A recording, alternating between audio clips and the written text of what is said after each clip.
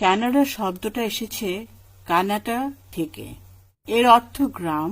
সত্যিকারেই Canada দেশটা একটা বিশাল গ্রাম, দুনিয়ার মোস্ট মডার্ন এবং শান্তির গ্রাম, যেখানে প্রতি 4 জনের একজন কানাডার বাইরে জন্ম নেওয়া, যেখানে কোনো রাজনৈতিক হানাহানি নেই, গুম নেই, মিছিল নেই, শোডাউন নেই, দেশের সম্পদ চুরি করে কালো টাকার পাহাড় তৈরি করার সুযোগ নেই, ঘুষের লেনদেন নেই, যেখানে রাজনীতিবিদ সহ প্রতিটি মানুষের আয় স্বচ্ছ, কোনো খাবারে বিষ নেই, হোটেলে পচা খাবার নেই, তদবির বাণিজ্য নেই, রাস্তায় ছিনতাই নেই, গাড়ির বিদীর্ণ হর্ন নেই, রাস্তায় মেয়েদের উত্ত্যক্ত করার কেউ নেই, যেখানে পুলিশ হচ্ছে সত্যিকারের বন্ধু, যাকে ফোন করলে 5 মিনিটের মধ্যে হাজির হয়ে যায়, যেখানে ব্যবসা করার জন্য কাউকে চাঁদা দিতে হয় না কিংবা ঘুষ দিতে হয় না। এগুলো মোটা দাগে বললাম।